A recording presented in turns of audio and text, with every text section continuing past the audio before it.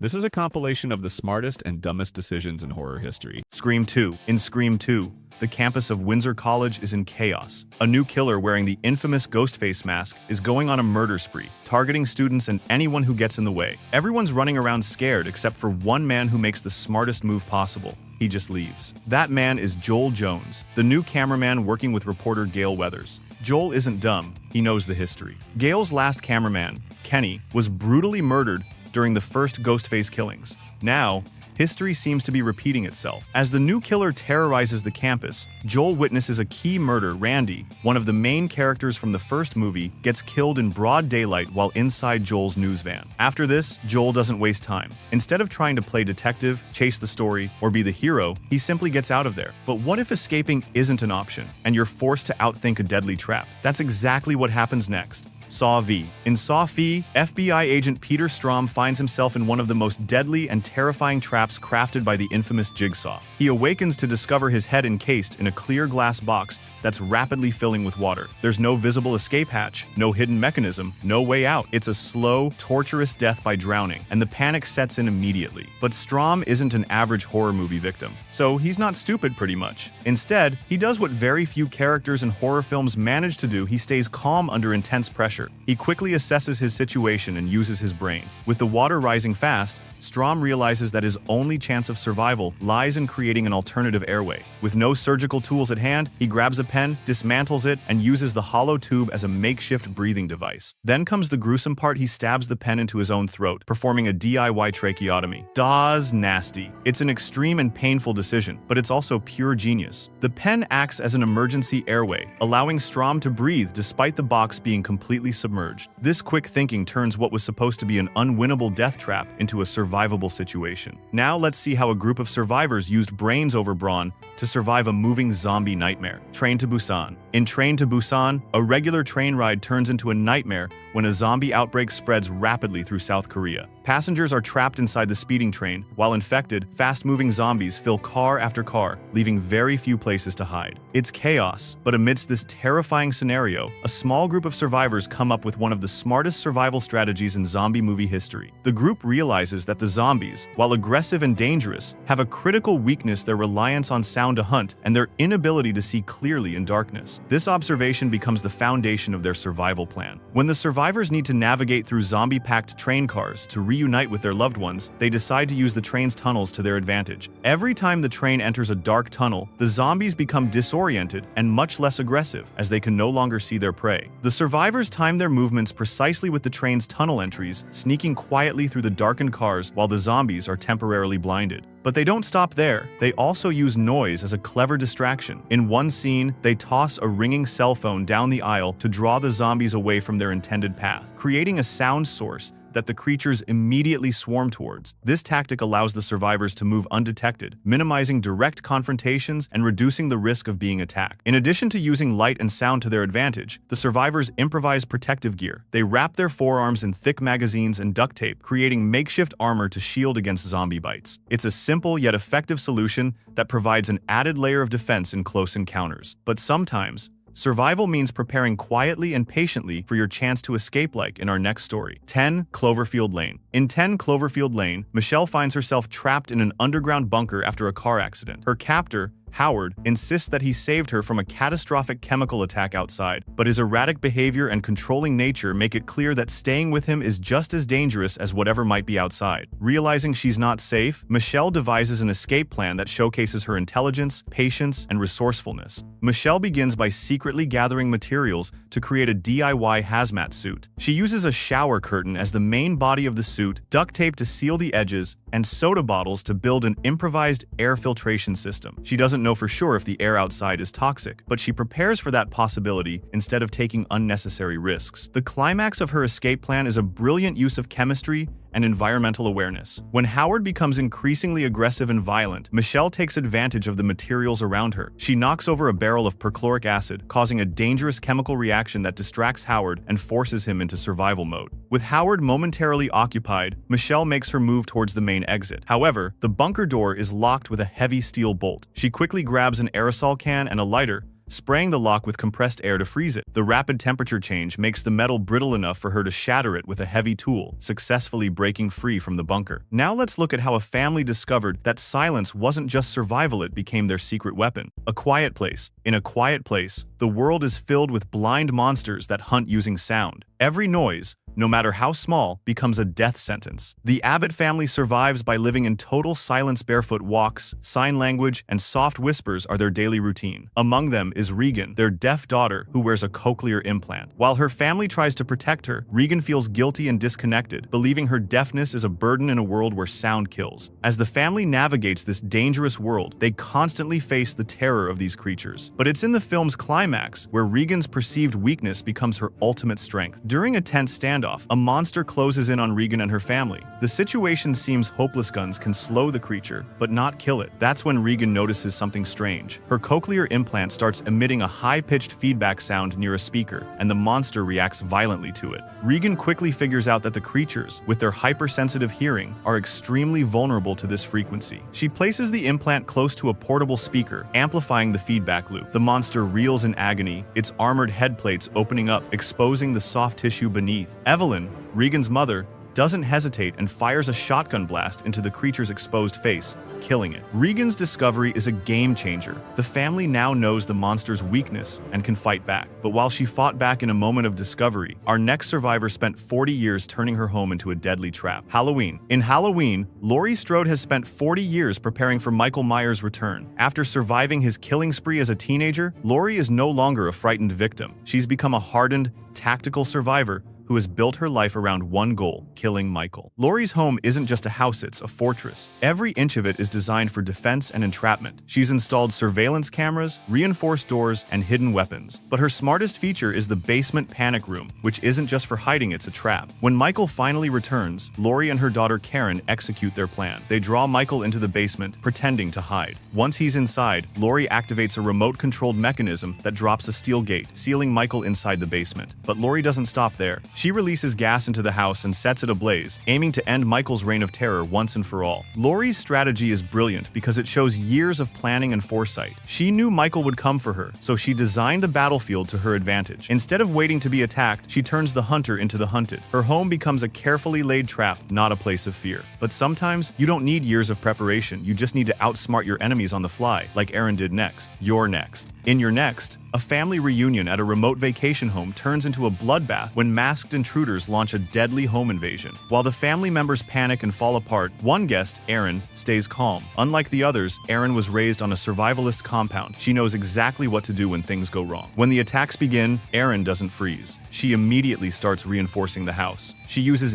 anything she can find to build traps and weapons. She hammers nails through boards and places them under windows, waiting for the intruders to step on them. She smashes lights to control visibility and give herself the advantage in the dark. But Aaron's survival instincts don't stop at defense. She goes on the offensive. She lures attackers into her traps, uses a blender as a lethal weapon in one fight, and blinds an enemy with a camera flash to gain the upper hand. She turns the entire house into her battleground, controlling the space with precision. What makes Aaron's actions so smart is her ability to adapt and think several steps ahead. She doesn't rely on luck or brute strength. She uses her environment, turning everyday objects into deadly tools. While the intruders are skilled killers, they're not prepared for someone who fights back with such tactical brilliance. But survival isn't always about physical traps sometimes. It's about turning your mind into a shield, like Chris does in this next entry. Get Out. In Get Out, Chris Washington finds himself trapped by his girlfriend's family, who intend to lobotomize him through hypnosis. They have a process where they paralyze victims by sending them into a mental void called the sunken place, making it easy to transplant other people's consciousness into their bodies. Chris is strapped to a chair in a basement, forced to watch a looping hypnotic video designed to trigger his descent into the sunken place permanently. While seemingly hopeless, Chris makes a subtle and brilliant move. He notices that as he scratches the chair's armrests in frustration, tufts of cotton stuffing start to come loose. Instead of panicking or shouting, he uses this material to his advantage. Chris discreetly pulls out enough cotton to stuff into his ears, effectively creating makeshift earplugs. This simple action blocks the hypnotic trigger, the sound of a teacup being stirred that would normally send him into paralysis. When his captors come to retrieve him, they believe he is under their control. control. But Chris, fully alert and pretending to be immobilized, seizes the moment to attack. He uses the element of surprise to kill his captor and begins his escape. What makes Chris's decision so smart is the simplicity and effectiveness of his solution. He uses the very tools of his imprisonment, the chair designed to hold Hima's a means of escape. The symbolism of literally picking cotton to save himself adds a deeper layer of meaning, but even at a surface level, it's a practical survival move executed perfectly under extreme stress. But Nightmare on Elm Street. In A Nightmare on Elm Street, Nancy Thompson figures out that Freddy Krueger, a killer who attacks teenagers in their dreams. Nancy takes proactive steps to confront and defeat Freddy. Nancy devises a plan to pull Freddy out of her dream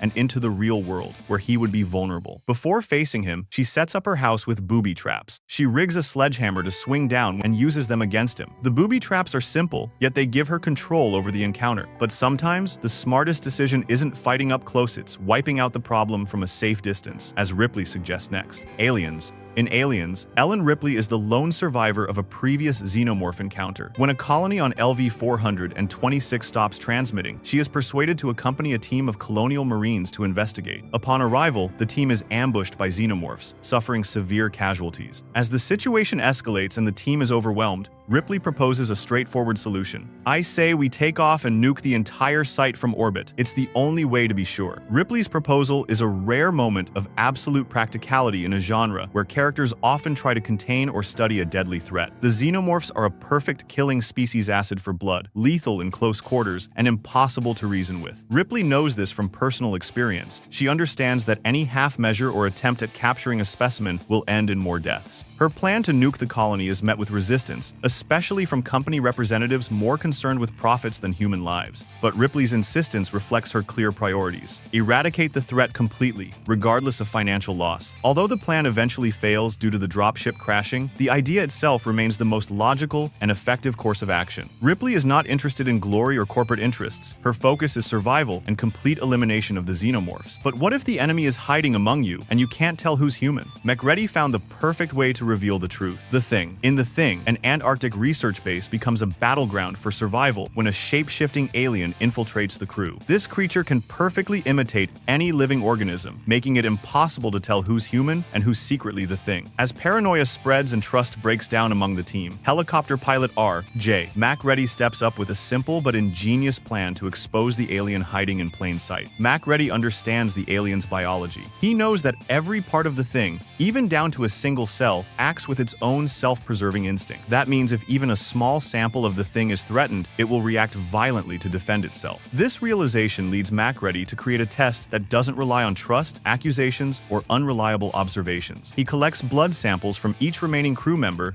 and heats a piece of wire until it's glowing red hot. Then, one by one, he dips the hot wire into the petri dishes of blood. His theory is simple. Human blood will do nothing, but infected blood will try to escape or fight back. The test works. As the wire touches Palmer's blood sample, the blood jumps and shrieks, revealing him as the Thing in disguise. Palmer transforms into the alien and is quickly incinerated. MacReady's test succeeds in providing a clear, undeniable answer in a situation where doubt was killing them. But now, let's look at one of the smartest and bravest moves ever made by a child running from his own father in a deadly maze. The Shining. In The Shining, the final chase through the hedge maze is one of the most memorable sequences in horror history. Jack Torrance, driven mad by the Overlook Hotel's evil influence, chases his son Danny with an axe through a snow-covered labyrinth. Despite being a child, Danny doesn't panic. He notices that his footprints in the snow are giving away his position, leading Jack straight to him. Danny makes a life-saving decision. He stops, carefully backtracks in his own footprints, and then hides in the maze's hedge wall. Jack, unable to tell where Danny went,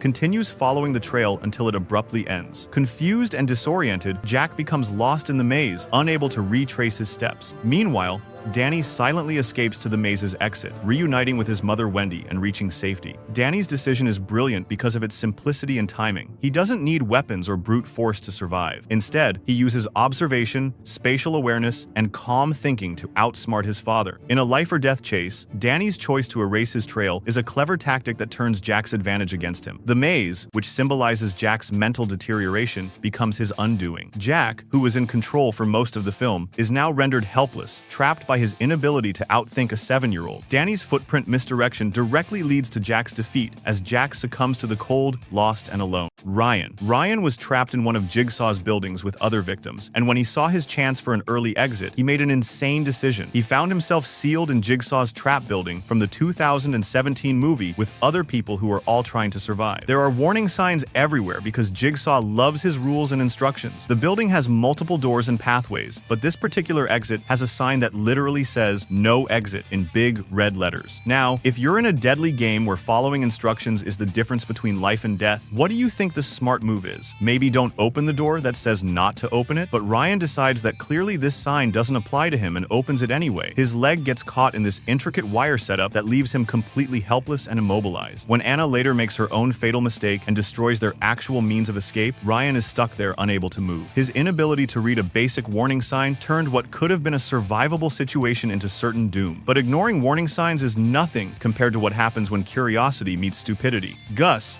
was in the nerve gas house from Saw 2. The nerve gas house has multiple booby traps and clear warnings about which keys work on which doors. Everyone in the house knows they're in a death trap where wrong moves equal death. Xavier is trying to use a key that's obviously meant for a different door, and all the signs point to this triggering some kind of trap. Despite knowing all of this, Gus positions himself to peer through a peephole right at the moment Xavier is about to mess up. When Xavier triggers the trap, Gus takes a gun blast directly to the face because he's looking through the peephole at exactly the wrong moment. His death becomes the perfect example of how backing up someone else's poor judgment with your own curiosity creates a double fatality. Xavier screwed up, but Gus managed to turn Xavier's mistake into his own death sentence just by being in the worst possible place at the worst possible time. But speaking of obvious solutions, the main character of the first movie missed something so simple it hurts to watch: Dr. Lawrence Gordon. Gordon was chained in the bathroom from the first Saw movie, and he had the solution to his problem literally in his hands the entire time. Gordon is chained up with Adam in that infamous bathroom, and there's a cell phone just out of reach that could potentially save both of them. He's got this hacksaw that he uses to cut through different materials throughout the movie. He even tries to cut through his chain with it and uses it for other creative purposes. The saw is clearly long enough to bridge the gap between where he's chained and where the phone is sitting. Gordon shows he can think creatively with tools in other situations, so this isn't exactly rocket science. But instead of using the saw to extend his reach and grab the phone, Gordon becomes increasingly desperate. He ultimately decides the best solution is to cut off his own foot with the hacksaw. He goes through the extreme trauma of amputating his own foot, crawling out of the bathroom, bleeding everywhere, and the whole thing could have been avoided. If he had just thought to use the saw as a reaching tool first, he could have kept his foot and possibly saved Adam too. Sometimes the simplest solution is staring you right in the face, but misunderstanding instructions can be even deadlier than missing obvious solutions. Anna and Ryan have made it through most of their tests, and they're in the final challenge together. Jigsaw presents them with a shotgun and explicitly tells them it's the key to freedom. Now, if you've been paying attention to any Saw movie, you know Jigsaw's clues are usually literal. When he says something is a key, it's typically actually a key or contains one. Anna has seen how precise and literal Jigsaw's language tends to be throughout their entire ordeal, but instead of thinking literally, she interprets this as meaning she needs to kill Ryan with the gun. When Anna fires the shotgun at Ryan, the gun backfires and kills her instantly. But it gets worse because firing the weapon also destroys the actual key that was hidden inside the shell. This leaves Ryan completely trapped with no way to escape. Her death is the perfect example of how misunderstanding Jigsaw's literal approach to clues leads to mutual destruction. She killed herself and doomed Ryan because she thought metaphorically instead of literally. Sometimes escaping your trap is just the beginning of your problems. Detective Eric Matthews. Eric breaks free from the chains in the same bathroom where Gordon and Adam were trapped, which shows he's got some problem-solving skills. But here's the thing, he's got a broken foot that makes him barely able to walk. Amanda is obviously working with Jigsaw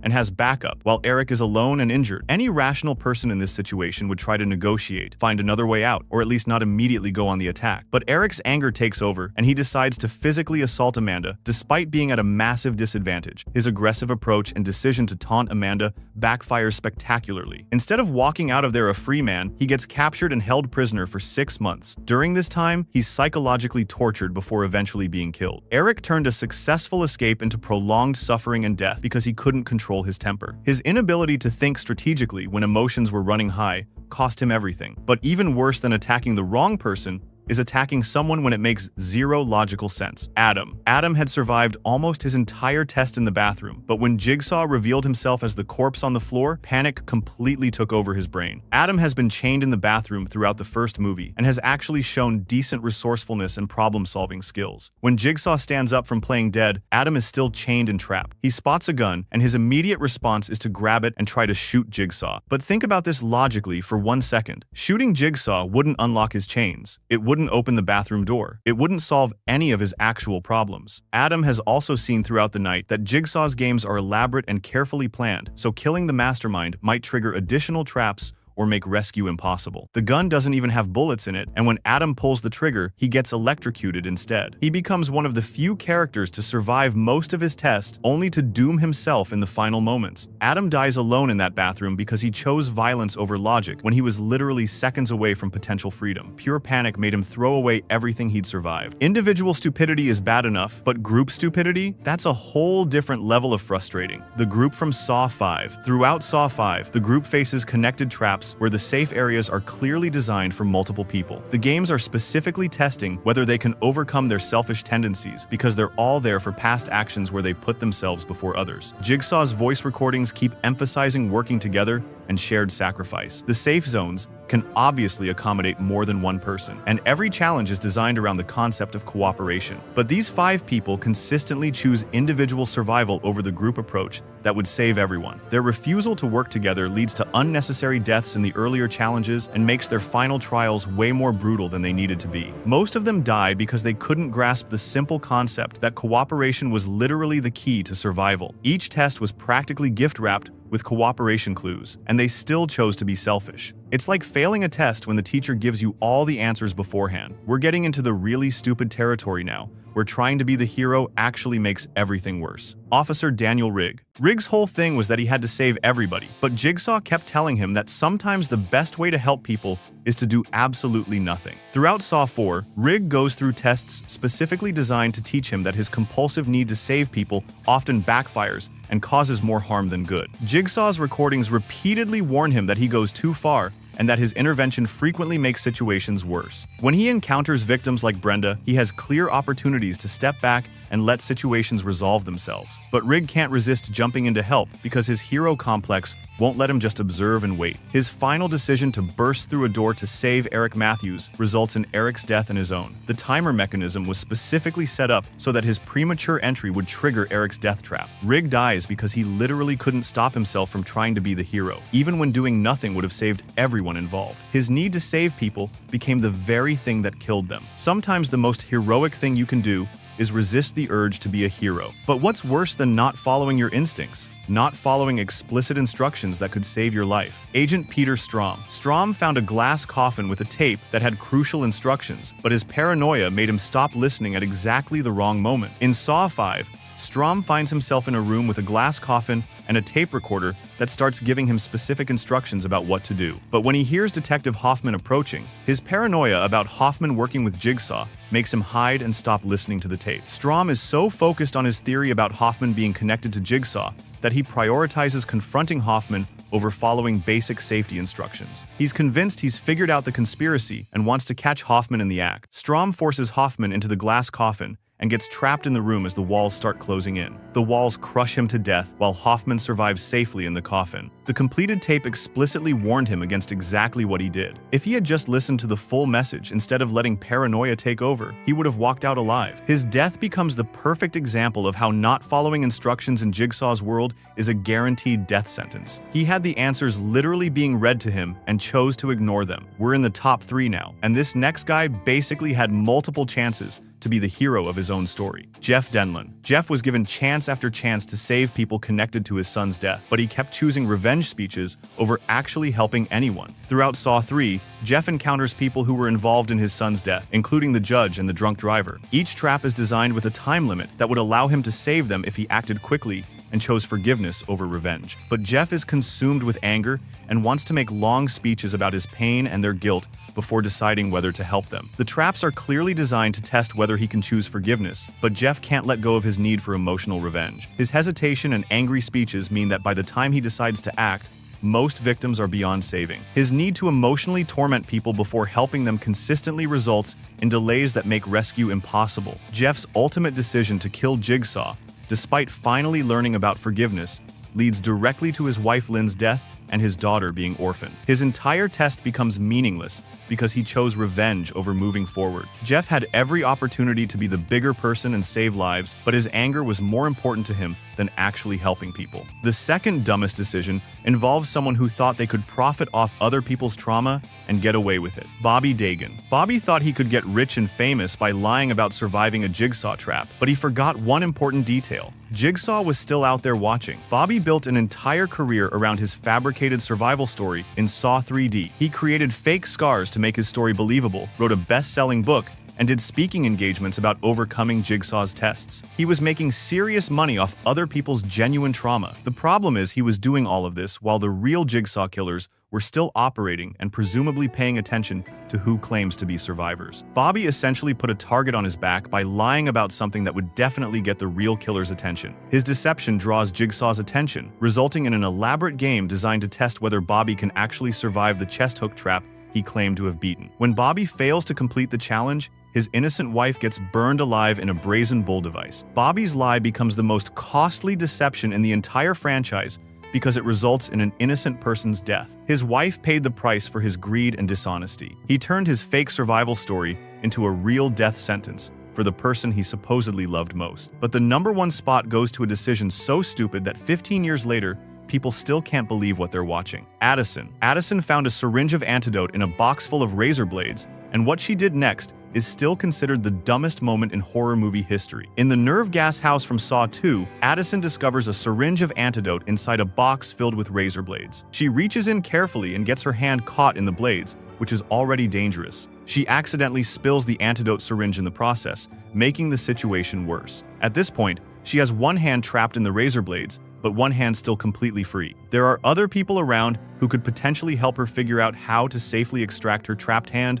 or at least try different approaches. Instead of using her free hand to carefully work on freeing the trapped one, or calling for help, or literally doing anything logical, Addison puts her second hand into the exact same trap that just caught her first hand. This completely immobilizes her and makes any rescue impossible. She can't move to safety when the nerve gas starts affecting everyone. She dies because she voluntarily trapped both hands in the same device that had already caught one. Her death is considered the most agonizingly avoidable in the entire franchise, and the gold standard for panic, completely overriding basic logic. Addison literally doubled down on her own mistake. Kimberly. In Final Destination 2, Kimberly Corman faces a terrifying situation when she has a premonition of a massive highway pileup. After witnessing the deadly accident in her mind, Kimberly realizes she and her friends are marked for death, but she comes up with a crazy plan to outsmart it. Kimberly interprets a clue from her premonition, thinking it's about a new life. She realizes that to stop death's plan, she must temporarily die and be revived. So, she deliberately drives her van into a lake, knowing full well that it could be the end for her. As her van plunges into the water, Kimberly loses consciousness and everything seems over. But this is all part of her plan. Luckily, Kimberly's plan works. Officer Burke pulls her out of the submerged van just in time, and a doctor manages to resuscitate her, giving her a new life and breaking death's curse. Wendy. In Final Destination 3, Wendy Christensen has a terrifying vision while she's strapped into the Devil's Flight roller coaster. Just before the ride begins, she sees the entire coaster derail and crash, killing everyone on board. But Wendy doesn't hesitate,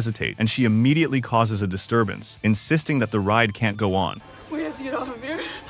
In a panic, Wendy starts fighting with the ride operator, forcing them to stop the ride and let several passengers, including herself and her friends, off the coaster. Her actions may seem extreme, but they're a direct result of trusting her instincts. Wendy knows that something terrible is about to happen, and she's willing to make a scene to save herself and others. As the ride starts and the group is forced off, the coaster derails just as Wendy saw in her vision, killing everyone who remained aboard. Wendy's decision to act on her instinct saves her life and those of her friends, proving that sometimes the best survival strategy is to trust your instinct 7 when no one else believes you. Wendy didn't know if her vision would come true, but she made the decision to act regardless. She stopped the disaster before it happened, and though she couldn't stop death forever, she delayed it long enough to keep some people alive. Clear. In Final Destination 2, Clear Rivers, the only survivor from the tragic Flight 180 disaster in the first movie, takes drastic measures to stay alive. After witnessing the death of all her friends and realizing that death was still after her, Clear decides to take extreme precautions. She chooses to confine herself to a padded psychiatric room. This isn't just just any regular room, it's a hazard-free environment. There are no sharp objects, no electrical devices, or anything that could cause a freak accident like the kind that killed her friends. By isolating herself in this protected space, Clear believes that she can stalemate death and stay alive long enough to figure out a way to break the cycle. Clear is so determined to survive that she openly admits that she'd rather be considered crazy than risk being killed by another random accident. Her decision shows just how far she is willing to go to avoid death. She's willing to live in what looks like a prison to keep herself safe. The room she locks herself in is stripped of all the usual dangers people face in everyday life. This move surprisingly works, and she delays her death for months. But it wasn't long enough, because after leaving, she ultimately fell victim to death. But this was nowhere near one of the smartest decisions on the list. Alex. In Final Destination, Alex Browning is on flight 180, about to take off for a trip. Everything seems normal, but suddenly, he has this horrifying vision. He sees the plane explode in midair, killing everyone on board. This isn't just some weird nightmare. It's a vivid premonition, and Alex realizes that it's not just a dream death is coming for them, and he's somehow been warned. At first, Alex is in shock, but as the reality of the situation sinks in, he knows he can't stay quiet. He tries to tell everyone around him that something's wrong, but of course, no one believes him. People think he's just nervous or overreacting, but Alex doesn't give up. He starts panicking and forcefully convincing people to get off the plane. He tries to explain that they're all in danger, but most of them ignore him or just brush him off. Alex knows he's running out of time, so he goes even further. He starts a fight, getting physical, and doing whatever it takes to get people to leave the plane before it's too late. As a result of Alex's determined actions, a small group of passengers, including Clear and Carter, actually decide to follow his lead and get off the plane. They leave just in time before takeoff. Then, moments later, the plane explodes exactly as Alex saw in his vision. Everyone who stayed behind is killed instantly in the explosion. Alex's quick thinking and willingness to trust his gut saves 7 people from a fiery death. He doesn't hesitate when he knows something's wrong. He takes action, even though he's scared and doesn't have any proof to show others. Nick. After surviving the horrific speedway crash, Nick believes he's finally out of danger. He thinks death has already claimed its victims, and he's safe. But then, out of nowhere, Nick gets a late premonition this time. It's not just a random disaster. He sees a mall theater explosion in his mind, and it's about to happen soon. Nick realizes, with a jolt, that death's plan isn't over yet, and it's still coming for him and his friends. He doesn't have much time, so he immediately takes action. Without a second thought, Nick races to the mall where the explosion is going to happen. There's construction going on at the mall, and as soon as Nick gets inside, he spots a fire starting in the mall's under construction area. He doesn't wait for anyone else to do something. He knows this fire could cause the explosion he saw in his vision, so he grabs a fire extinguisher and rushes to put out the flames. Nick is in a high-pressure situation. There's chaos everywhere, and he knows that if he doesn't stop this fire, dozens of people, including his friends, would die. Despite everything going on, Nick stays calm and focused. He fights through the panic and puts out the flames with the fire extinguisher, knowing that this is the only way to prevent the explosion from happening. His decision to act quickly pays off. The fire is extinguished, and the explosion is avoided for now. By putting out the flames, Nick delays death's plan, buying everyone in the mall more time. Alex. In Final Destination, Alex Browning is faced with an impossible situation. The passengers of Flight 180 were supposed to die in a specific order. After surviving the explosion, Alex figures out that if he can somehow change the timeline and mess with the order of deaths, he might be able to save himself and the others. But changing fate is no easy task, and things get really intense when Alex realizes that the clock is ticking and death is coming for them one by one. One of the smartest moves Alex makes happens when his friend Carter does something reckless. Carter, in his anger and frustration, parks his car right on the train tracks, daring death to come for him. He's so upset that he doesn't care about the speeding train heading straight toward him. Carter sits in the car, unaware of the disaster about to unfold. But Alex knows exactly what's going to happen, and instead of standing by and watching his friend die, he decides to act. Alex doesn't waste any time. He runs to the car, and with no regard for his own safety, yanks Carter out of the car just seconds before the train comes crashing into it. This move is incredibly risky. If he's too late, both Alex and Carter could be dead. But Alex doesn't hesitate. He pulls Carter from the car, saving him from certain death. Kimberly. In Final Destination 2, Kimberly Corman has a terrifying vision of a massive multi-car crash on Route 23. She sees the whole thing unfold in her mind, knowing that a chain reaction of accidents is about to happen and that no one will be able to escape. The scene is so vivid and real that Kimberly is convinced that everyone on the road is going to die unless she does something to stop it. Instead of just sitting there and hoping for the best, Kimberly takes action. She realizes the crash is going to involve multiple vehicles, and she knows that if more cars get onto the highway, there's no way for anyone to escape the disaster. In a moment of pure bravery, she decides to swerve her SUV and block the on-ramp, preventing more cars from entering the highway. Kimberly makes the bold choice to stop others from driving straight into the deadly pileup she saw in her vision. By doing this, she saves herself and her friends and a few other drivers who were about to enter the highway. The accident happens right after, exactly as she saw it. Those who didn't get caught up in the crash survive, thanks to Kimberly's intervention. But this decision isn't without a cost. Unfortunately, a truck slams into her SUV and her friends tragically die die in the process. Even though Kimberly loses her friends and is devastated by their deaths, her decision to stop the accident saved several strangers who would have otherwise been part of the crash. Wendy. After surviving a terrifying roller coaster crash, Wendy starts to notice something unusual. The photos she took on the ride seem to predict the deaths of her friends. Each image contains hidden clues, like the way certain objects or people are positioned, hinting at how each person is going to die. For Wendy, this becomes a way to try and outsmart Death's plan. One of the most memorable parts of Wendy's strategy comes when she examines a photo of her friend Jason, which shows his tragic fate long before it happens. The photo, taken during the roller coaster ride, has hidden clues that suggest he'll die in a fatal car accident. Wendy also spots similar clues in other photos, such as a shot of a friend with their hair caught in the wind. Through these seemingly innocent images, Wendy starts piecing together the pattern of how Death is picking off survivors, and she takes action to warn her friends. Wendy teams up with Kevin, another survivor, and they work together to warn the others about their fates. This is where the photos become their greatest weapon. For example, Wendy and Kevin narrowly escape a doomed drive-thru after they realize one of the images hinted at an upcoming disaster. By acting quickly and trying to follow the clues in the photos, Wendy manages to delay some deaths, so not all of them are able to escape. Sam. In Final Destination 5, Sam Lawton faces a terrifying situation when he gets a premonition of the North Bay Bridge collapsing. He's on a bus with his co-workers, including his girlfriend Molly, when he suddenly has a vision of the bridge breaking apart in his mind. In his vision, Sam sees the bridge crumbling, with hundreds of people dying in the process. It's a nightmare come to life, and Sam knows that it's not just a dream this is about to happen in real life. Unlike most people who would probably freeze or panic in such a situation, Sam doesn't waste any time. He knows that the only way to stop the disaster is to get everyone off the bridge before it's too late. Without thinking twice, Sam starts yelling at his co-workers to leave the bus and get off the bridge. He doesn't just make a casual suggestion, he's urgent and forceful because he knows the danger is real and coming fast. Sam makes sure to grab his girlfriend Molly and help her get off the bus safely because he knows this is the only chance they have to survive. The situation is chaotic, people are confused and unsure of what's happening, but Sam is loud and clear about what they need to do. He doesn't give up and he doesn't back down. His urgency and determination get the attention of everyone on the bus, and they start following him, listening to what he's saying. Because of Sam's quick thinking, several lives are saved. He acts on his gut feeling and does what he believes is the only thing that will keep everyone safe. Minutes later, the bridge collapses exactly as Sam saw in his vision, and the people who listened to him and got off the bus survive, while those who stayed behind perish in the disaster. Nick. In the Final Destination, Nick O'Bannon has a life-or-death premonition while attending a day at the races. He's watching the cars zoom around the track, but then, out of nowhere, he suddenly has a vision of a terrible crash that's about to happen. Instead of brushing it off as nerves or ignoring it, Nick knows he has to act fast. He doesn't wait around to see if the crash is just a bad feeling or if it will actually happen. He takes action immediately. Nick starts shouting at everyone in the stands, We're not leaving the fuck out of here, okay? There's something gonna happen. We're all gonna die, all right? It's gonna be a crash. telling them to get out of their seats because he knows danger is coming. His warning causes some confusion and panic, but it's exactly what needs to happen to get people to safety. He doesn't care about looking crazy, he's trying to save lives, and he knows that waiting could mean death for many people. In the chaos, Nick and several others rush out of the stands and manage to escape the stadium just in time. The crash happens moments later, and the disaster is much worse than anyone could have imagined. The crash causes the entire stadium to collapse, and people who didn't listen to Nick's warning are caught in the wreckage. From the parking lot, Nick and his friends watch in horror as the disaster unfolds, and a spectator tragically dies in the aftermath. Even though Nick's actions might have seemed drastic at the time, shouting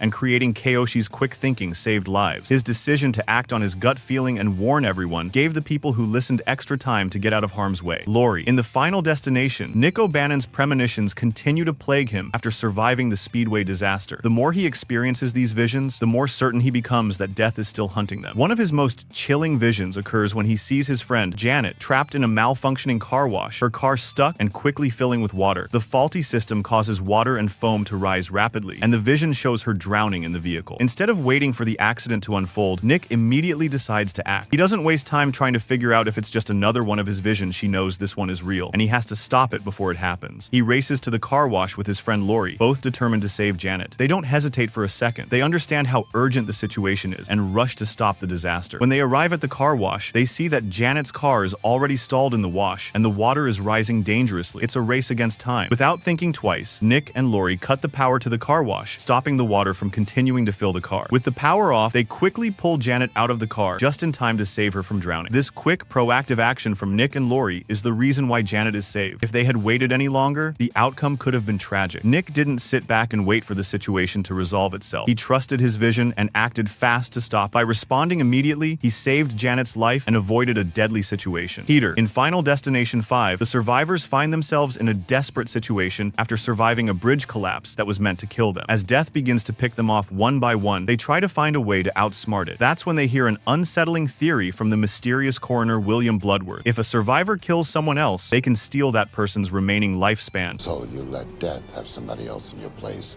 and then you take their spot in the realm of the living And escape death's design. This shocking idea leads them to believe that by killing others, they can outlast death and escape their inevitable fate. One of the survivors, Nathan, accidentally kills his obnoxious coworker, Roy. This leads Nathan and the others to believe that by killing Roy, they might have absorbed his remaining years, allowing them to cheat death. But things escalate when Peter, driven by panic and fear, takes the idea even further. Desperate to survive, Peter attempts to kill Molly to steal her life, even going so far as to kill an FBI agent in the process. However, this dark survival tactic doesn't go as planned. While Nathan's accidental killing of Roy seems to work momentarily, Death's plan is far too complex to be outsmarted by such tactics. Roy had a terminal illness, and the idea of stealing lifespans quickly unravels. Ultimately, Peter's decision to kill Molly backfires, and he dies at the hands of Sam in self-defense. The signal, when mysterious transmissions start turning people into violent killers, and instead of finding safe shelter, they actively run toward the chaos. They abandon perfectly good hiding spots to go into the open, where the signal is strongest. It turns out that the transmission turns ordinary people into homicidal maniacs. Despite the danger, they still run directly into areas with the highest concentration of infected people. They ignore multiple opportunities to find shelter, and instead chase after the source of their problems. Their complete lack of basic survival instincts gets them killed in the most predictable ways possible. But this one was nowhere near as dumb as the next one. Evil Dead. 5 friends arrive at a remote cabin in the Tennessee wilderness for a weekend getaway. They discover a mysterious book in the basement called the Necronomicon, bound in human flesh and filled with literal ancient warnings. The book comes with audio recordings that explicitly warn against reading the passages aloud, and any reasonable person would leave the book alone, but despite every obvious red flag, they still play the recordings and recite the ancient passages. Kunda, Strada, Montose, Honda. After they recite the spells, it immediately unleashes demonic forces that kill them one by one. Their curiosity literally opened the gates of hell in their living room. Unfortunately, this was nowhere near the dumbest decision on the list. Cabin fever. A group of college friends rent a cabin for a weekend of drinking and fun, but it quickly turned dull when they encountered a bleeding local man. He shows visible signs of a horrific flesh-eating disease, and his skin is rotting off and he's bleeding from multiple wounds. The man is clearly diseased and begging for help while warning them about contamination. Instead of immediately leaving or calling for medical help, they continue their vacation like nothing happened. They see the most obvious signs of a deadly outbreak and still decide to keep partying. Instead of evacuating immediately, they continue drinking, swimming, and socializing. They ignore quarantine protocols and keep physical contact with each other even after exposure. Their refusal to take a deadly plague seriously turns their party into an immediate funeral. But those people just wanted to have a good time. These next teenagers actively chose to become criminals. I know what you did last summer. 4 teenagers are driving home from a party when they accidentally hit and apparently kill a fisherman on a dark coastal road. The normal response would be to call 911, report the accident, and deal with whatever consequences come. But they decided to cover up the accident instead. They dump the body in the ocean and swear to never speak about it. However, the victim survives the dumping and spends a year planning his revenge. He returns as a hook-wielding killer who hunts them down one by one. But at least they tried to stick together during their stupidity. These next people couldn't even do that. Scream. The residents of Woodsboro know there's a masked killer targeting teenagers with a hunting knife. They've seen the news reports, attended the funerals, and witnessed attacks firsthand. Multiple students have been brutally murdered by someone in a Ghostface costume. The killer uses phone calls to psychologically torment victims before attacking. And I'm not gonna stop until I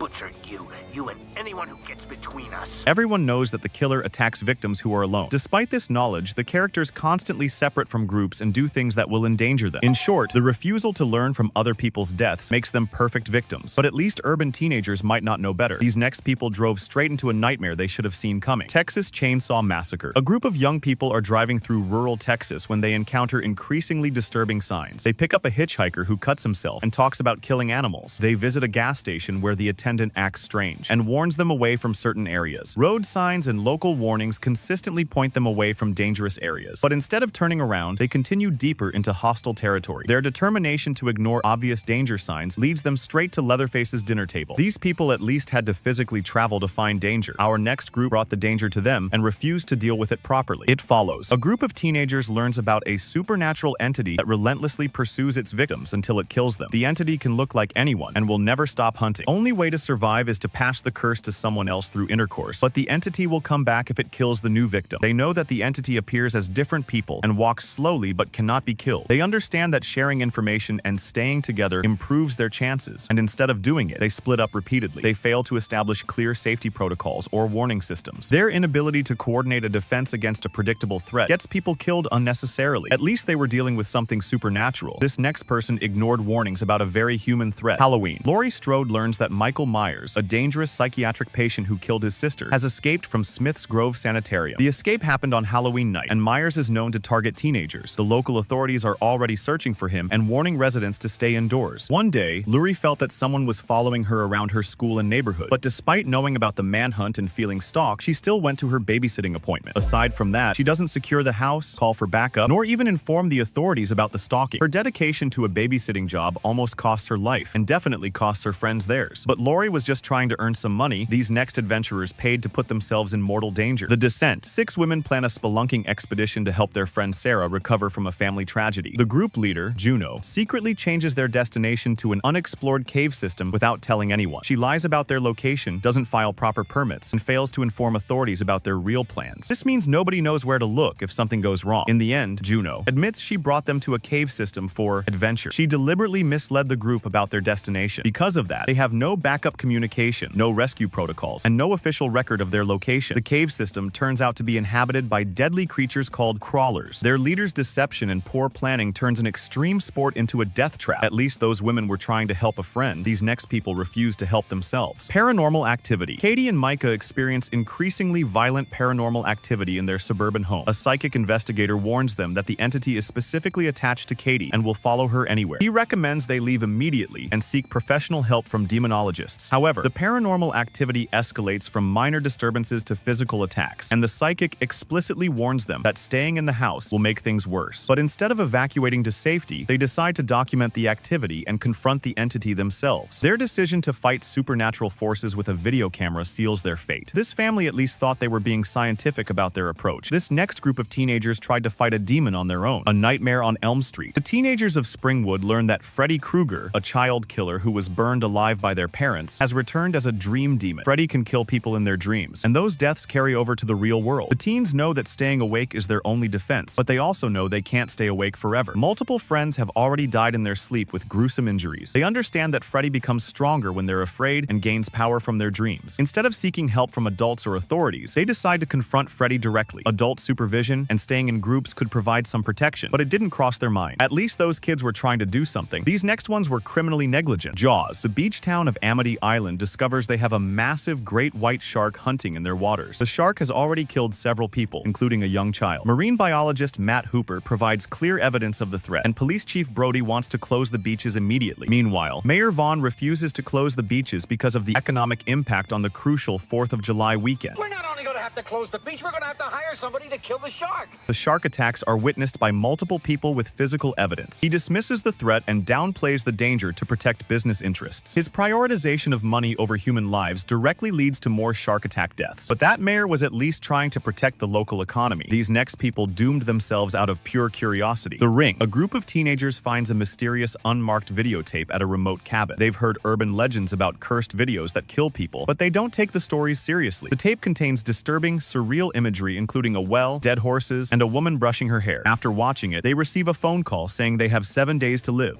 7 days. And instead of dismissing it as a prank, they become obsessed with solving the mystery. They research the tape's origins and expose more people to the curse. Their curiosity about a cursed object starts a serial murder. At least those people didn't know what they were getting into. These next characters walk directly into obvious horror. The Cabin in the Woods. 5 college friends arrive at a remote cabin for a weekend getaway. The cabin is decorated with strange artifacts in the basement and filled with a creepy atmosphere. They find a collection of cursed objects and decide to interact with them despite obvious warnings. Do not read the Latin. Little did they know that each object represents a different movie and scenario. However, instead of leaving immediately after the first supernatural encounter, they split up to investigate. They make every classic horror movie mistake, including separating from the group and investigating strange noises alone. Their willingness to do reckless things are perfect sacrifices for an ancient ritual. But those people were being manipulated by cosmic forces. These next parents made their choice with full knowledge. Insidious. The Lambert family's son Dalton falls into a mysterious coma after a fall in their attic. Paranormal investigators Elise and her team explain that Dalton is trapped in a spirit realm called The Further. They warn that sending someone to retrieve him is extremely dangerous because demons can possess the rescuer. However, Josh Lambert volunteers to enter The Further, despite the clear warnings about possession risks. Elise warns that entering The Further exposes Josh to demonic possession. She explains that demons will try to use his body to enter the physical world. If they realize you are not one of them, they will come for your physical body in this world.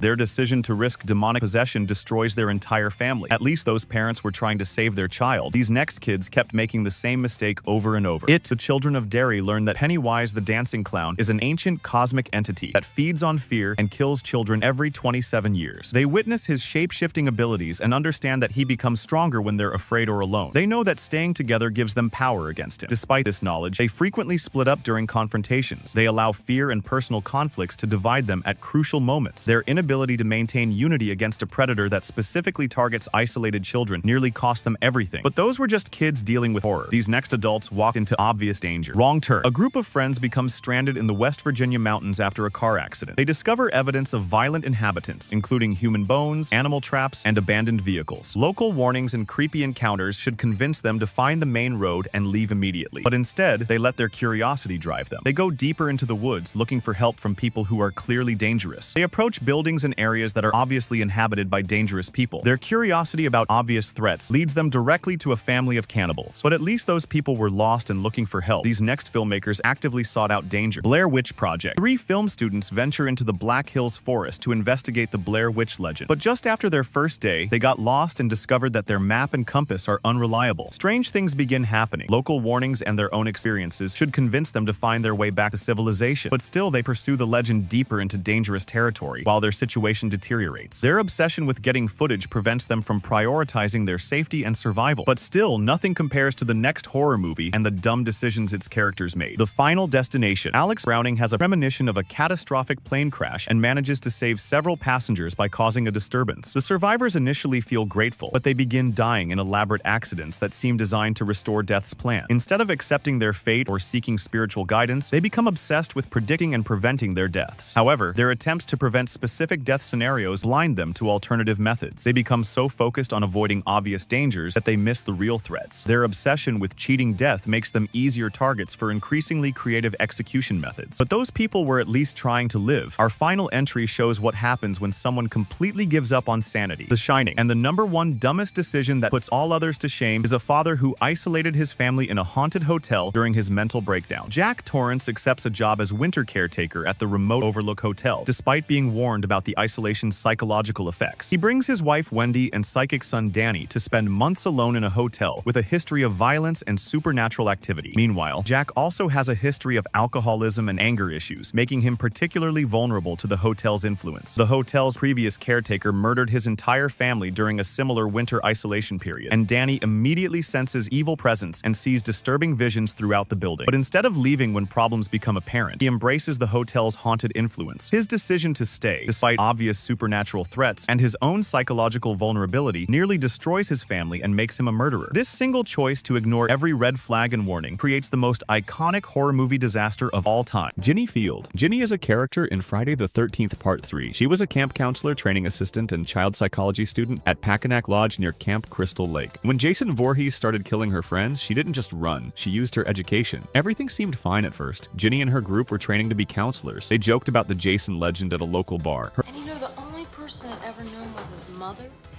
He never went to school, so he never had any friends.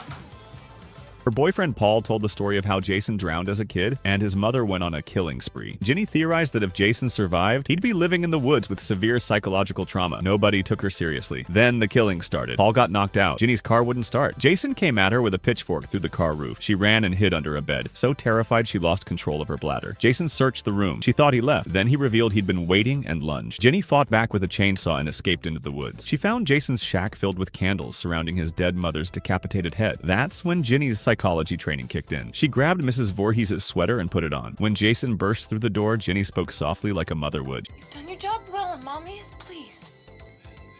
Pretended to be Pamela Voorhees. Jason stopped cold. This massive killer froze because he thought his mom was back. Ginny exploited his childhood trauma and maternal attachment to get close enough to grab his machete. She slashed him across the shoulder and survived. Ginny's understanding of psychology turned Jason's greatest weakness into her weapon. While everyone else panicked, she analyzed and manipulated. But using psychology only works if the killer has feelings. What about when you're facing pure nightmare fuel? Nancy Thompson. Nancy Thompson starred in A Nightmare on Elm Street. Nancy was a Springwood teenager whose friends started dying in their sleep. Same nightmare. Same burned man with knife fingers. Freddy Krueger. Nancy realized dreams were real and dying in them meant dying for real. Her friend Tina got slashed to death while sleeping. Nancy's boyfriend Glenn thought she was crazy. Her alcoholic mom dismissed everything. Her cop dad didn't believe her. Nancy was completely alone fighting a supernatural killer nobody else acknowledged. So Nancy researched. She learned Freddy was a child murderer the parents burned alive. Now he was back for revenge through their kids' dreams. She discovered she could pull objects from dreams into reality. When she woke up with Freddy's hat, she had proof. It's real, Mama. Feel it.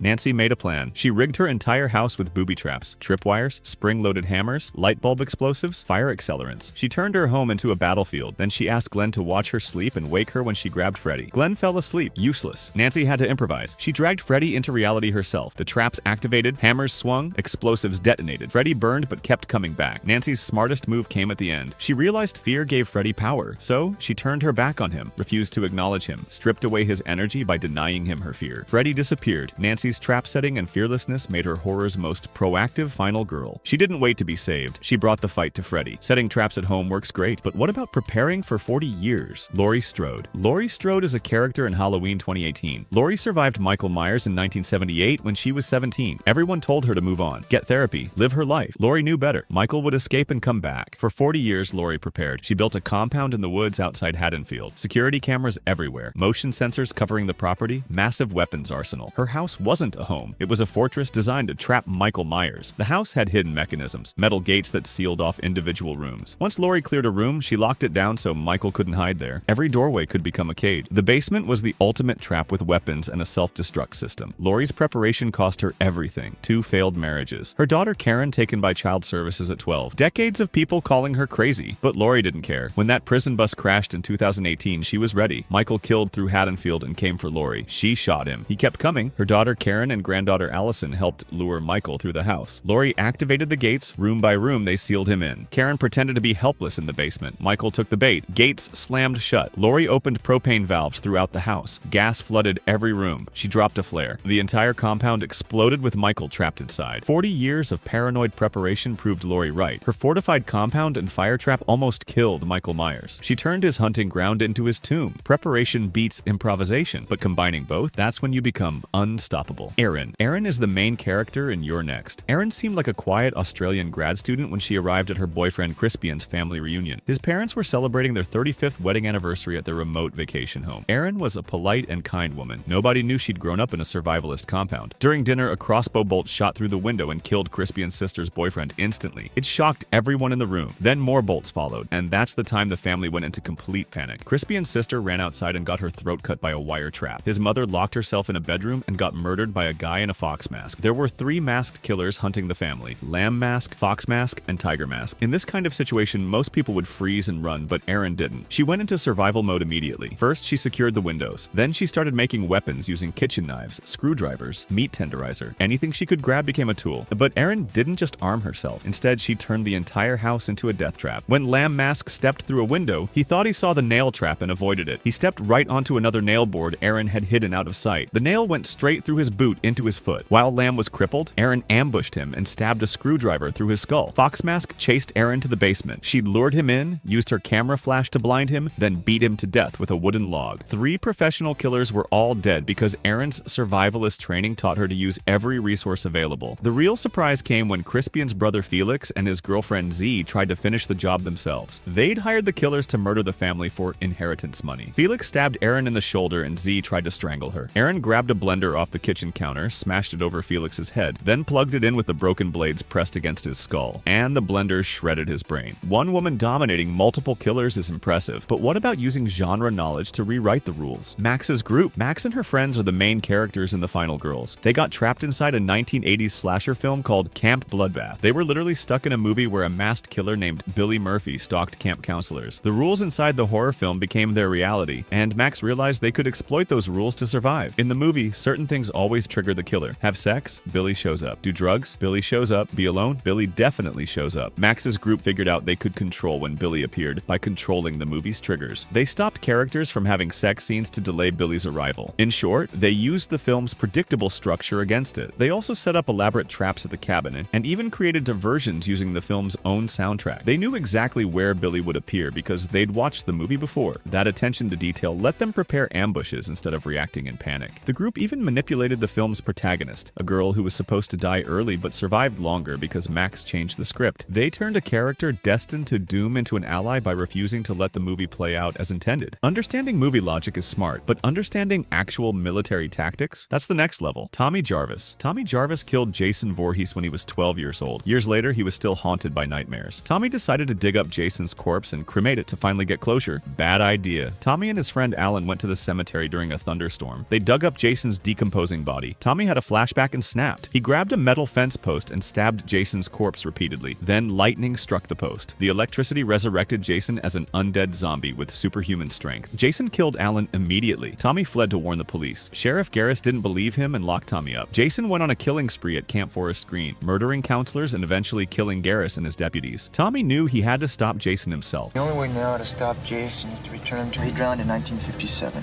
With help from Garris's daughter Megan, Tommy came up with a plan. Jason had drowned as a child in Crystal Lake. The lake was his weakness, his home. Tommy got a massive boulder, a length of chain, and padlocks. He took a boat to the middle of the lake and lit a circle of fire around it with gasoline. The fire lured Jason into the water. Jason attacked, destroying the boat, but Tommy was ready. As Jason came at him, Tommy wrapped the chain around Jason's neck like a noose. The boulder was attached to the other end. The weight dragged Jason down to the bottom of the lake. Jason pulled Tommy underwater with him. Tommy started drowning. Megan dove in and saved him. She even used the boat's outboard motor to cut into Jason's neck with the blades. They dragged Tommy to shore. Megan performed CPR and revived him. Tommy's plan worked. Jason was chained to a boulder at the bottom of Crystal Lake, trapped underwater where he couldn't harm anyone. Tommy used Jason's own origin story against him, returned him to where he died, used the lake itself as a prison. Tommy's strategic thinking combined his knowledge of Jason's history with tactical preparation. He didn't try to fight Jason directly. He used Jason's weakness and the environment to trap him permanently. That's smarter than any weapon. Jess Bradford. Jess Bradford starred in Black Christmas. Jess was a sorority sister at Pi Kappa Sig during Christmas break. She and her friends started receiving obscene phone calls from a disturbed man who did multiple voices.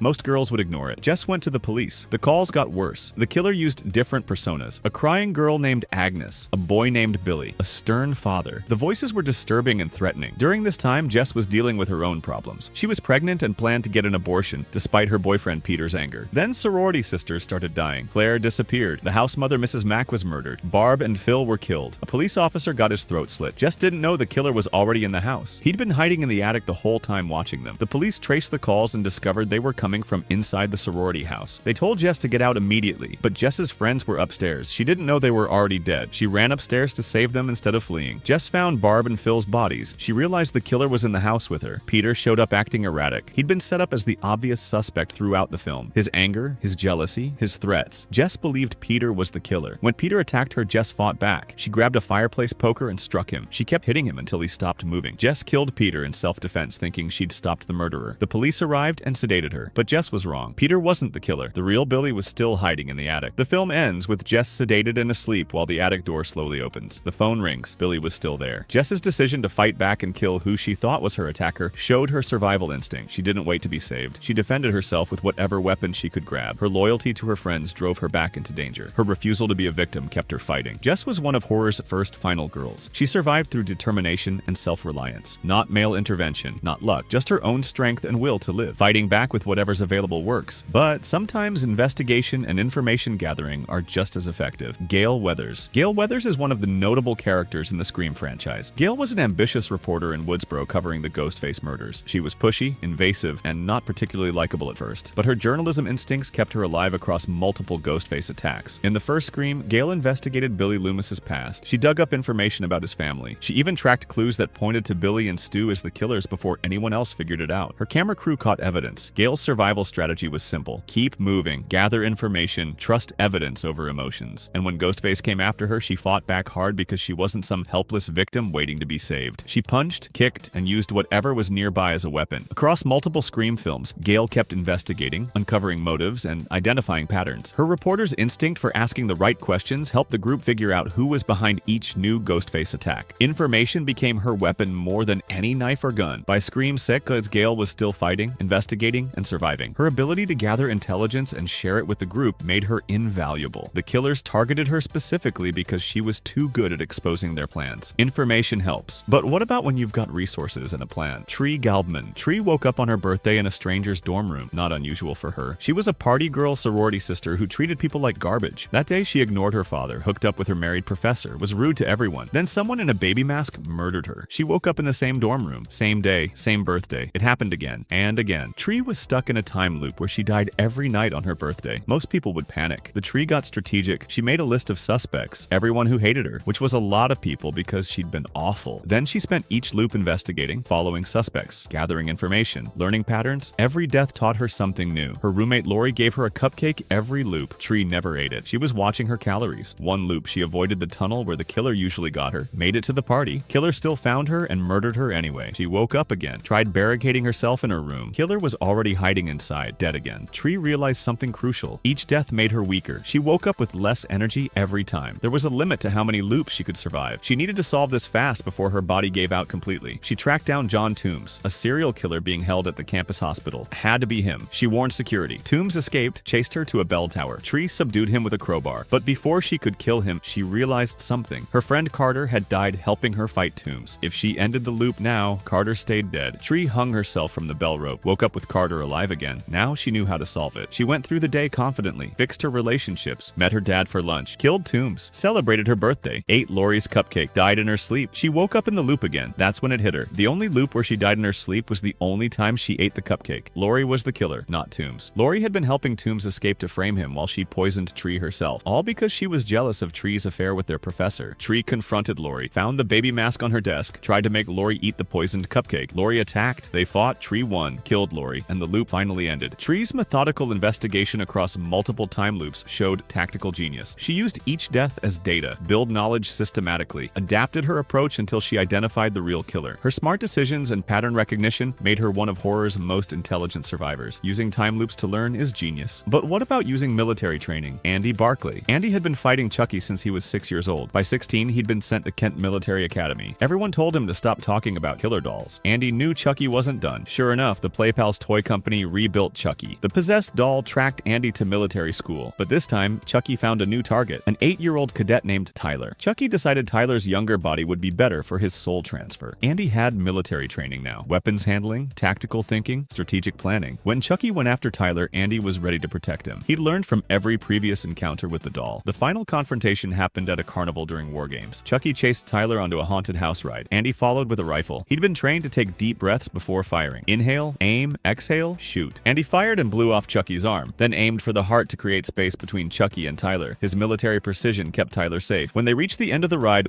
Andy pushed Chucky into a giant industrial fan. The blades shredded Chucky's body completely. Andy's military academy training gave him advantages he never had as a kid. Weapon skills, tactical awareness, calm under pressure. He combined experience fighting Chucky with new combat training to finally gain the upper hand. His evolution from terrified child to trained soldier made the difference. Training creates readiness, but using someone else's weapon against them? That's genius. Chris Higgins. Chris Higgins is a character in Friday the 13th Part 3. Chris returned to Higgy Haven, her family's lakeside property near Crystal Lake. She'd been attacked there 2 years earlier and barely escaped. Her friends convinced her facing her fears would help. Bad idea. Jason Voorhees was living in the barn on her property. He'd already killed the store owners who lived nearby. When Chris's friends arrived for the weekend, Jason started killing them one by one. Rick, Debbie, Andy, Chili, all dead. Chris had PTSD from her previous encounter with Jason, but that trauma actually helped her survive. She recognized the danger faster than her friends. When she realized people were dying, she went into fight mode immediately. Jason chased Chris through the house. She grabbed whatever she could use as weapons. A fireplace poker, a bookshelf she pushed onto him. When Jason cornered her in the barn, she found a shovel and struck him repeatedly. Jason just kept coming. Chris climbed to the barn's second floor. She spotted the rope hanging from the rafters. When Jason came at her, Chris dodged and looped the rope around his neck. She pulled with everything she had. Jason hung suspended above the floor, but Jason grabbed the rope and started pulling himself up. Chris grabbed an axe and buried it in Jason's skull. He fell. She thought it was over. It wasn't. Jason kept getting up. Chris's constant improvisation and refusal to give up kept her ahead of him. Chris's survival came from quick thinking and using her environment. Every room had weapons. Every object became a tool. Her fear from the previous attack didn't paralyze her. It sharpened her instincts. Quick improvisation saves lives, but combining everything into ultimate preparation? That's legendary. Sidney Prescott. Sidney Prescott is a character in Scream. Sidney's mother was murdered a year before Ghostface started killing her classmates. The killer taunted Sidney on the phone, stalked her at home, killed her friends one by one. Sidney went from scared victim to active survivor across multiple films. The first time Ghostface attacked Sidney's house, she fought back with whatever she could grab. When Billy Loomis climbed through her window, she didn't trust him even though he was her boyfriend. Her suspicion saved her. Billy and his friend Stu were the killers. They wanted to frame Sidney's father and kill her to complete their revenge plot. Sidney figured it out. She noticed inconsistencies in their stories. She recognized Billy's behavior patterns. When they revealed themselves, Sidney was already planning her counterattack. She grabbed a gun. She used the house's layout to her advantage. She got Gail's help. Together they killed both Billy and Stu. But Sidney's real intelligence showed across the entire Scream franchise. Every new Ghostface attack taught her something. She learned to question everyone, to spot red flags, to identify patterns. By later films, Sidney was prepared for Ghostface in ways the killers didn't expect. She knew the rules. Never say you'll be right back. The killer is always someone you know. Everyone's a suspect. Sidney internalized these rules and used them. She built alliances with people she trusted. She stayed alert. She never let her guard down. Sidney mastered learning from experience. Addison. Addison completely missed the most obvious warning sign right in front of her face. Addison encounters a glass box trap while searching for nerve gas antidote. The box is clearly labeled with clues about the proper approach. Instructions specify to use just one hand for safe retrieval. This setup is designed to test whether she can follow simple directions under pressure. This is essentially an intelligence test disguised as a trap. The glass box contains visible blades on the interior sides. The clue clearly states to use only one hand for safe extraction. Addison reads the clue, but lets desperation override logic. She inserts both hands simultaneously through the openings. The blades slice into both hands, trapping her in an agonizing position. This demonstrates how panic makes people skip basic reading comprehension. At least she had something to read. This next guy's curiosity killed way more than the cat. Gus. This guy's curiosity literally killed the cat, and I mean that in the most literal way possible. Gus grows impatient and paranoid as group tension escalates. Team members actively warn him not to investigate the door. Multiple people tell him it's dangerous to look through the peephole. He has clear verbal warnings from people who understand the stakes.